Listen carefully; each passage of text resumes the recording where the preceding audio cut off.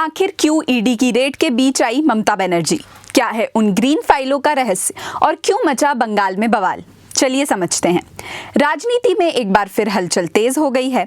आज यानी 8 जनवरी 2026 को प्रवर्तन निदेशालय यानी ईडी ने कोयला घोटाले को लेकर कलकत्ता में पॉलिटिकल कंसल्टेंट फर्म आईपैक के दफ्तर और प्रमुख प्रतीक जैन के घर पर छापेमारी की, जिस दौरान पश्चिम बंगाल की मुख्यमंत्री ममता बनर्जी छापे की जगह पर पहुंच गई, जिसके बाद पश्चिम बंगाल की राजधानी कलकत्ता में हाई वोल्टेज सियासी ड्रामा शुरू हो गया।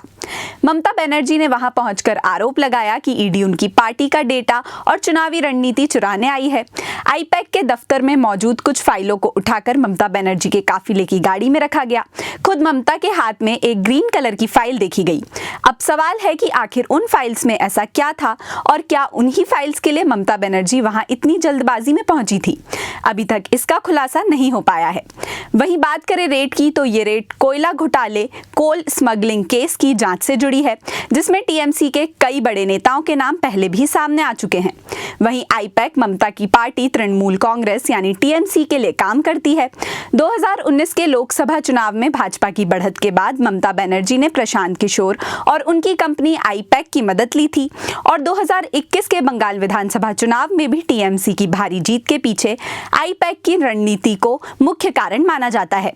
मौजूदा स्थिति की बात करें तो प्रशांत किशोर अब अपनी अलग राह चुन चुके हैं, लेकिन उनकी पुरानी टीम आईपैक अभी भी तृणमूल कांग्रेस के लिए रणनीतिक सलाहकार के तौर पर काम कर रही है। वहीं पश्चिम बंगाल में इस साल विधानसभा चुनाव भी होने जा रहे हैं, जिसके चलते सियासी हलचल तेज हो गई है। ईडी की रेड के दौरान ममता बनर्जी ने कहा, क्या ईडी और गृह मंत्री अमित शाह का काम पार्टी की हार्ड डिस्क और मतदाताओं की सूची जब्त करना है? यह एक घटिया और शरारती गृह मंत्री हैं जो देश की सुरक्षा नहीं कर पा रहे। इसके अलावा ईडी ने टीएमसी के आईटी सेल पर भी छापेमारी की, जिसके बाद ममता ने बीजेपी पर निशाना साधते हुए कहा कि ईडी मेरी पार्टी के सभी दस्तावेज उठाकर ले जा रही है।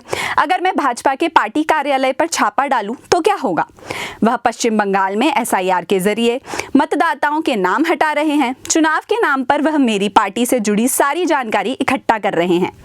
वहीं दूसरी तरफ ममता बनर्जी पर बीजेपी के नेता शुभेंदु अधिकारी का बयान सामने आया है। उन्होंने ममता पर केंद्रीय एजेंसी के कामों में रुकावट डालने के आरोप लगाते हुए कहा, ममता बनर्जी संविधान का उल्लंघन कर रही हैं।